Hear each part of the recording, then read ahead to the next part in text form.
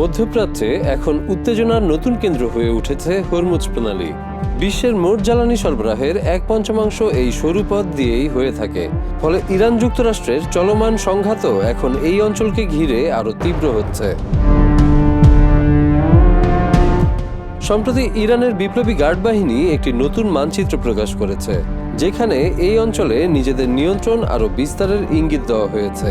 এতে উপসাগরীয় অঞ্চলে নতুন করে উদ্বেগ তৈরি হয়েছে। নতুন মানচিত্রে ইরান হরমুজ প্রণালীর বাইরে গিয়ে সংযুক্ত আরব আমিরাতের উপকূলের বড় অংশকেও নিজেদের প্রভাব বলয়ের মধ্যে দেখিয়েছে। এতে উপসাগরীয় অঞ্চলে নতুন করে উদ্বেগ তৈরি হয়। এর ঠিক পরপরই আমেরিকা প্রজেক্ট ফ্রিডম নামে একটি উদ্যোগ নিয়ে আটকে পড়া তেলবাহী জাহাজগুলোকে হরমুজ দিয়ে নিরাপদে পার করানোর চেষ্টা শুরু করে।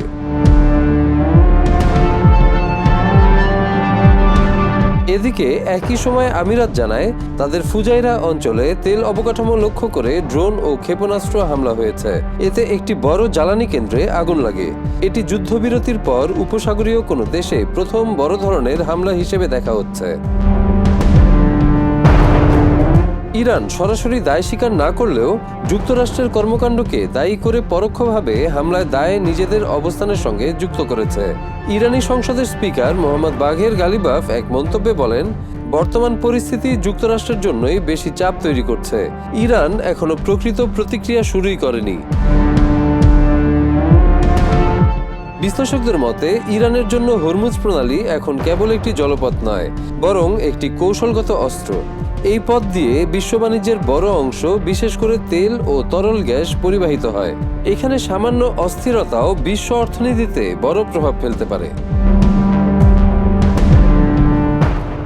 জার্মানির মার্বুর্গ বিশ্ববিদ্যালয়ের অর্থনীতিবিদ অধ্যাপক মোহাম্মদ রেজা ফারজানেগান বলেন, হরমুজ ইরানের জন্য কৌশলগত সমতা আনার মাধ্যম। যুক্তরাষ্ট্রের মতো সামরিক শক্তির সঙ্গে লড়াই না করেও এই সংকীর্ণ পথ দিয়ে ইরান বিশ্ব অর্থনীতিতে চাপ তৈরি করতে পারে। তিনি জানান, ইরানকে বড় যুদ্ধ করতে হয় না। ড্রোন, ক্ষেপণাস্ত্র, ছোট নৌযান বা সামগ্রিক বিঘ্নই যথেষ্ট, যাতে জাহাজ চলাচল ঝুঁকিপূর্ণ হয়ে ওঠে। এই অনিশ্চয়তা তৈরি হলেই বিশ্ববাজারে তেলের দাম, পরিবহন খরচ ও সরবরাহ ব্যবস্থায় বড় ধাক্কা লাগে। তবে এই কৌশলের বিপরীত দিকও আছে। যুক্তরাষ্ট্র ইতোমধ্যে ইরানের বিভিন্ন বন্দরে নৌ অবরোধ আরোপ করেছে বলে জানা যায়। এতে ইরানের রপ্তানি, আমদানি ও বৈদেশিক আয় মারাত্মকভাবে কমে গেছে। অর্থনীতিতেও চাপ বাড়ছে।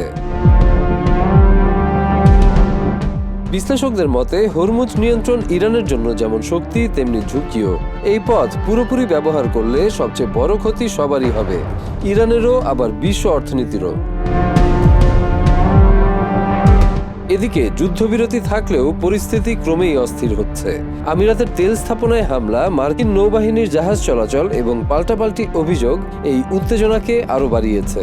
গালফ অঞ্চলের দেশগুলো এখন সরাসরি সংঘাতের ঝুঁকি নিয়ে গভীর উদ্বেগে রয়েছে। বিশেষজ্ঞদের মতে ইরান এখন উপসাগরীয় দেশগুলোকে এক ধরনের বার্তা দিচ্ছে, যুক্তরাষ্ট্রের সঙ্গে সংঘাত বাড়লে এই অঞ্চলের অর্থনৈতিক অবকাঠামো নিরাপদ থাকবে না। ফলে পুরো অঞ্চল এখন এক অনিশ্চিত ভারসাম্যের মধ্যে দাঁড়িয়ে আছে, যেখানে পরবর্তী সিদ্ধান্তই পরিস্থিতি বদলে দিতে পারে।